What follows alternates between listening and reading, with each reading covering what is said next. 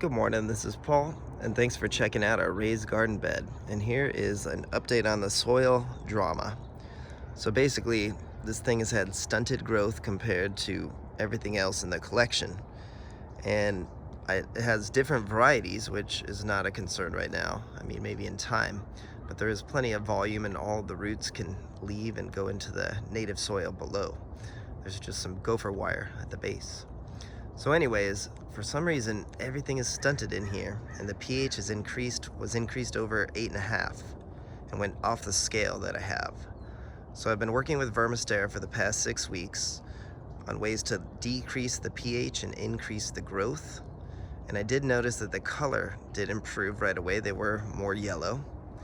And I would also like to clarify that before I said that that is a base of perlite and all Fox Farm soil, I went back in my notes and I must say it's 75% Fox Farms Ocean Forest, and it's about 20% Kellogg Organic Palm Cactus Mix, which I do not like to use for dragon fruit at all anymore.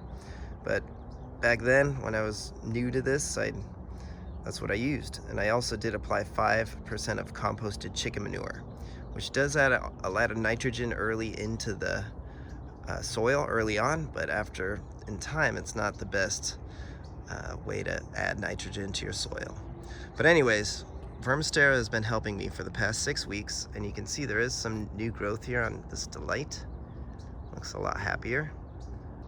So definitely they've had some new growth, and the color has improved, but still, they're slower compared to everything else, and it is the end of the season now. But what Vermistera has recommended is that I've applied earthworm castings one to 2 times per month, and I just toss it in, top coat it, and I did it last week, so I don't need to do it again for a little bit. They've also recommended that I install these wonderful hydrospirals, which I'll do an episode on when I install this last one and show you how I put them in, which I'll do that soon. And the most important factor, because the earthworm castings are a pH of 7, but the tea is a pH of 4. So I think this earthworm casting tea by Vermistera has really helped improve the soil quality and bring down that pH. So you can see, here is the pH tester, and it says that it's gone down, and it's about 7.5 or so. I need a better meter. This thing's kind of cheap, but it has gone down in the past 6 weeks, and I think in wet or dry soil, it doesn't really matter. The reading is the same. But you can see, I think Vermistera has helped, and I'm looking forward to see what happens next season with all these varieties.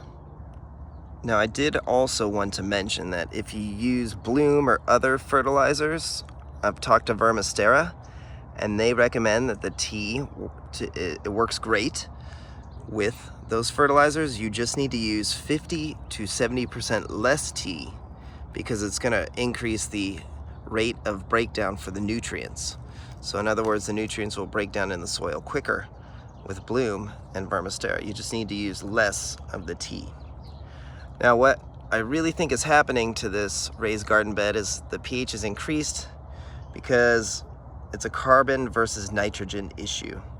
In other words, I think the carbon is kind of decreased, and so the plant is giving off nitrogen into the soil to kind of cope with that deficiency of the carbon.